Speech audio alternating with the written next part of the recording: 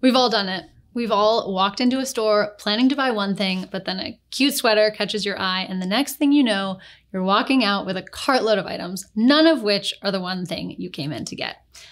Okay, maybe it isn't quite that dramatic, but the point is we all make impulse purchases. I'm Britt, co-founder of Dow Janes and minimalist money coach, and today I'm talking about how to stop impulse buying. If you want to learn more about how to manage your money as a minimalist, be sure to subscribe and hit the bell so you don't miss any future videos. This is one of my favorite topics. Okay, so to begin, what is an impulse purchase? In short, it's anything you didn't walk in the store intending to buy. It could be something fun, potentially expensive, like a new purse, but sometimes it's pretty mundane. In 2020, the top impulse buy for Americans was cleaning supplies. Probably because the pandemic had everyone a little germophobic. But anyway, I'm curious what sort of things you're usually tempted to impulse buy. Leave a comment below and let me know. So the problem with impulse purchases is that the cost of those purchases adds up, and it can cost you thousands over the course of a year. So today we're going to talk about how to stop impulse buying. The first way to stop is to give yourself money to spend. So one of my top values is fun. I don't believe in restricting and denying yourself all the time. And this might sound like I'm contradicting myself, but I'm not going to tell you that you can never make an impulsive purchase. I don't believe in denying yourself all fun, but you need to make sure you can afford it. What we recommend is sticking to a 50-30-20 budget. In this budget, you spend 50% of your monthly income on needs, 30% on wants, and ideally you're saving 20%. So if you have room in your budget, then you can afford to make an impulse purchase. Some people even give it a line in their budget. So within the wants category of 30%, they'd give themselves like $100 to spend on whatever I want that month. They call it their impulse purchase category. But keep in mind, just because you can afford it doesn't mean that you should buy it.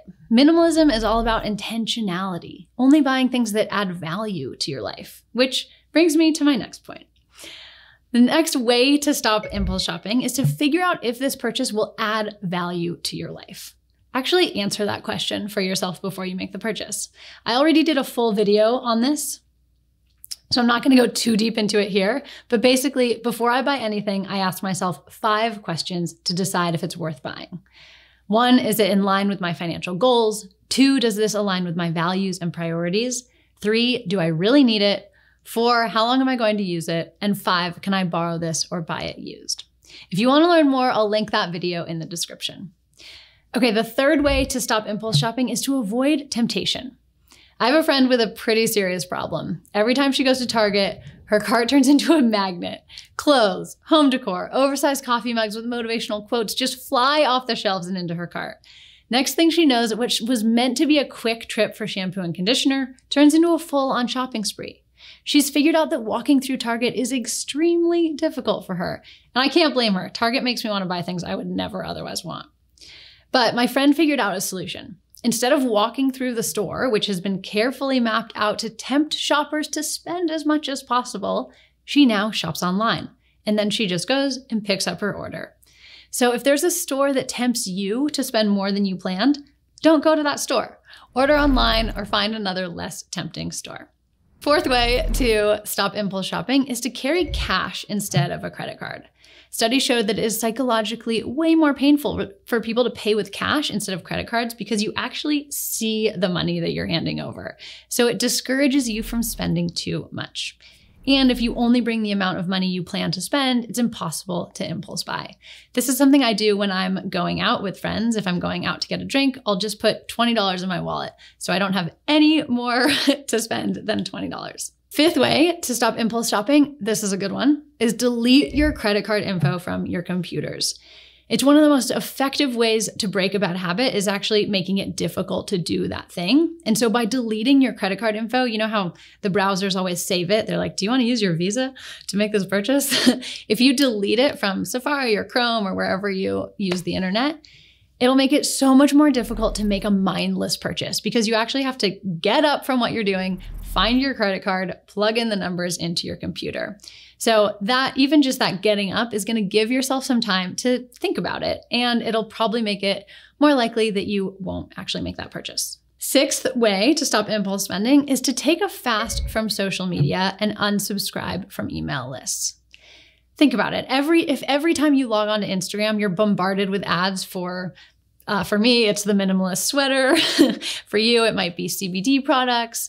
If your newsfeed is filled with influencers touting these expensive clothing and beauty products that you must have, it might be time to take a little break, at least until you've gotten your spending and saving under control. Similarly, if you're getting emails about sales and marketing that you are tempted by, you might want to unsubscribe so that you aren't getting that influx of ideas for how to spend your money. Seventh tip to stop impulse spending, wait 24 hours before buying something. If you see something you like, take some time to think it over. When it's not directly in front of you, it may lose its appeal. Plus, it gives your emotions a chance to cool down so you can decide if it's something you actually want in your life. And don't fall for sales that tell you have to buy something on the spot. If it's worth buying, it's worth paying a little bit more for, even if you have to pay a higher price later.